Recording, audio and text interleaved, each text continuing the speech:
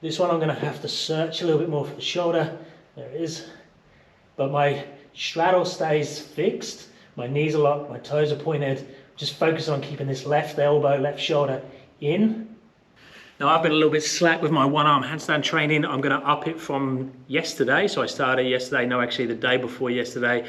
Before every strength session now, I'm going to increase the amount of time I spend playing with my balance work. So I used to do this all the time when I was learning one-arm handstands. I'm going to use blocks a lot more again. Now when I was first learning, I tended to use probably, I don't know, 75% of the time I would be using blocks. So I'm starting to increase the block work again, just because I'm happier. I'm more of a strength one arm position because my flexibility is not that great. My side bends is terrible. So I tend to feel like I make more progress and just enjoy the one arm training on the blocks a little bit more. If you haven't used blocks before and you've got a decent two arm handstand on the floor, I recommend getting some blocks and playing with them. I like this size so I can grab hold of a block like that. I like 2 fingers around the front. You could have 3 fingers around the front.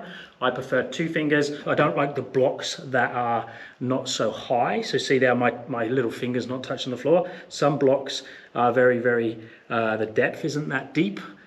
So your fingers are touching the floor all the time. I hate that. So I'd recommend that you have a block you can grab hold of like you're gonna throw it. Because think when you're using the block that you're pulling yourself around. So if you're gonna use the blocks shoulder width apart, just basically how you would normally do your handstand, just replace your hands with the blocks. So you're in exactly the same position, grab hold of them the same. Normally your dominant side will show you where to put your fingers. Do exactly the same on the non-dominant side. And just practice your 2-arm handstand, so just kicking up, and make sure that you can hold with the same amount of control as you can without the blocks. If you can't, just increase the volume or the amount of times that you're using the blocks and you'll just get better at it. If you've already got those basics, you could go back to the wall if you need to. So if you're like on and off the wall with your freestanding on the floor, you'll probably need to do the same and go back a couple of steps if you're gonna use the blocks. But eventually when you get used to it, your room for error, or the amount you can pull yourself around, especially in a one-arm handstand, is much greater on the blocks. So I can pull myself around, and if I'm starting to fall one direction, I can pull back in the opposite direction, and that's why the block's a little bit easier. And also there's an out for the flexibility. When I'm here, the fingers, that is way harder. Look, I can't even straighten my hand in that position, but if I bend the knuckles, it's a lot easier, it's a lot more comfortable in the wrist. So if you get any wrist pain, especially if you're increasing volume a lot with the one arm work, blocks are a nice thing to use because they give you a little bit of relief. So I'm going to do my normal warm up. I'm just going to open up into straddle position. So kicking up to a straight handstand, open into straddle, and then just doing some side movement without money falling out. So side to side. When I go side to side, I'm trying to keep my head and shoulders in place. So what I'm not trying to do is this. See the difference there? So when I go side to side, my head's just staying in place. The next step or the next level from that is to look. So if I'm going towards the right, I'm going to look at the right hand, add the flag in. The left hand gets a little bit lighter, but I'm really just focusing on keeping this elbow and shoulder in as I flag across. Now my flag is minimal, but the more you can flag, the easier your one arm work. I'm then going to do exactly the same, but I'm going to go up onto fingertips. Now, you've got a couple of choices on the blocks when you do this. Now I've got a mint falling out. Everything's falling out of my pockets. So go to the right, my right shoulder and right elbow is pushing in towards the midline. I could go to fingertips there by bending the elbow, or I could go to fingertips here, and you don't need to bend the elbow now, because what we're going to try and work on, or be careful of, is this shoulder. So if I'm putting weight onto this shoulder here, when I go to fingertips, we don't want it to raise up.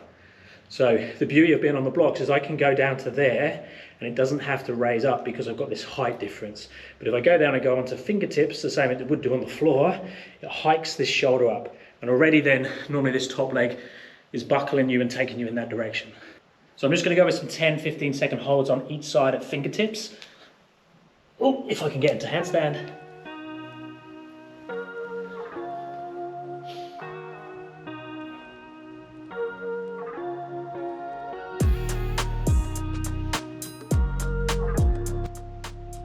Notice everything is staying still when I'm doing this. So I'm trying to lock that straddle position. This one I'm going to have to search a little bit more for the shoulder. There it is. But my straddle stays fixed. My knees are locked, my toes are pointed. Just focus on keeping this left elbow, left shoulder in,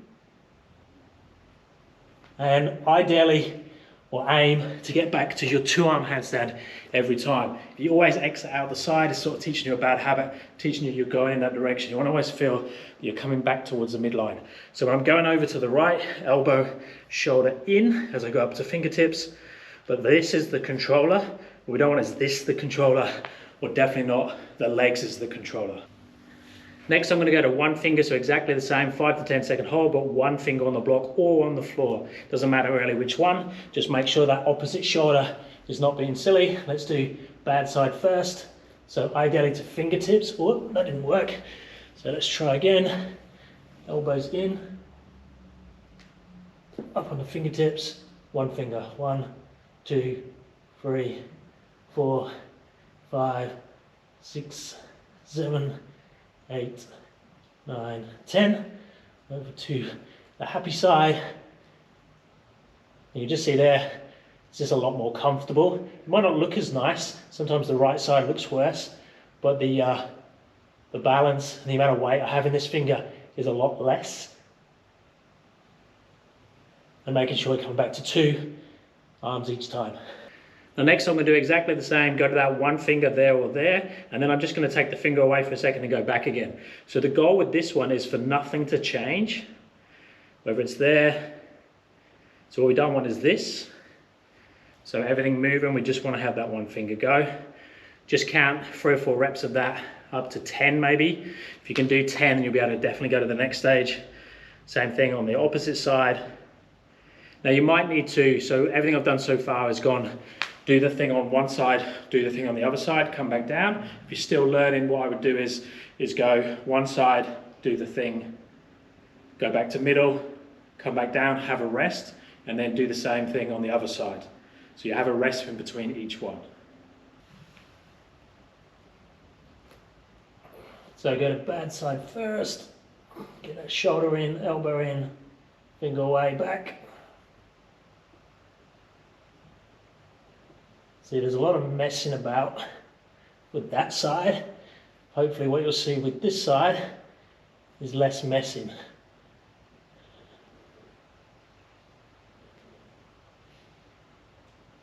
See, just that's cleaner. I'm not panicking so much. There is some rebalance happening. So you can see I'm doing this a little bit, but it's a lot more contained here. It's not up here somewhere. We want to try and be balancing with this all the time as best we can. Now initially when you're first getting your 5 to 10 seconds, it's going to be a little bit messy above. Now it's the fun time, we've done the warm up. I'm going to go into my max hold, so I'm going to try and get into do something fancy on the right hand side and a decent-ish hold on the left hand side is my goal today.